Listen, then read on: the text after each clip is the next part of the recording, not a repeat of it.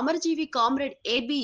వర్ధన్ 10వ వర్ధంతి సందర్భంగా సిపిఐ నగర సమితి ఆధ్వర్యంలో వర్ధంతి సభ జరిగింది. కొత్తపేటలోని సిపిఐ గుంటూరు కార్యాలయంలో నిర్వహించిన ఈ కార్యక్రమానికి నగర కార్యదర్శి ఆకిటి అరుణ్ కుమార్ అధ్యక్షత వహించారు. సిపిఐ రాష్ట్ర కార్యదర్శి వర్గ సభ్యులు జంగాల అజయ్ కుమార్, జిల్లా కార్యదర్శి కోట మల్యాద్రి వర్ధన్ చిత్రపటానికి పూలమాలలు వేసి ఘన నివాళులర్పించారు. ఈ సందర్భంగా జంగాల అజయ్ కుమార్ మాట్లాడుతూ ఏఐఎస్ఎఫ్ ద్వారా విద్యార్థి నాయకుడిగా రాజకీయ ప్రస్థానం ప్రారంభించిన వర్ధన్ అఖిల భారత నాయకుడిగా ఎదిగారని చెప్పారు. కార్మిక హక్కుల పరిరక్షణ, మాతోన్మాదం, కులవాదాలకు వ్యతిరేక పోరాటాలు నేటికి ఆదర్శమని తెలిపారు. వర్ధన్ గారు ఆ రోజు ఉన్నటువంటి నాగపూర్లో పిహెచ్పిహెచ్ అట్లాగే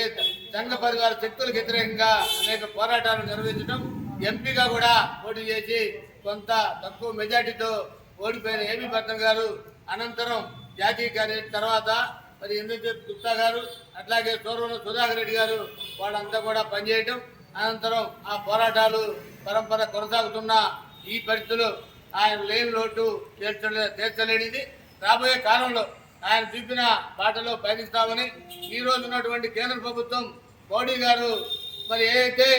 మరి అడవుల్లో ఉన్నటువంటి నక్సలైట్లు సైతం గిరిజన ఆదివాసీలందరూ కూడా ఏదైతే అడవుల సంపదనంతా కూడా అదాని అంబానీకి మరి అప్పచెప్పే దాంట్లో భాగంగా కగారు పేరుతోటి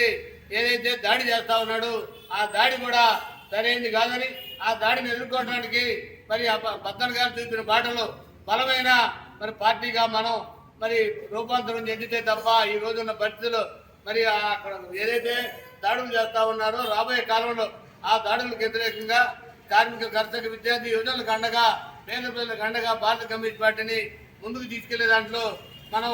ఈ వర్ధన్ గారి 9వ వర్ధంతి సందర్భంగా మనందరం కూడా పదిని పోనాల్సిన అవసరం ఉందని ఈ కార్యక్రమంలో పాల్గొన్న అందరూ కూడా సిపిఐ జిల్లా సమితి తరఫున ధన్యవాదాలు తెలియజేస్తూ ముగిస్తా ఉన్నాను.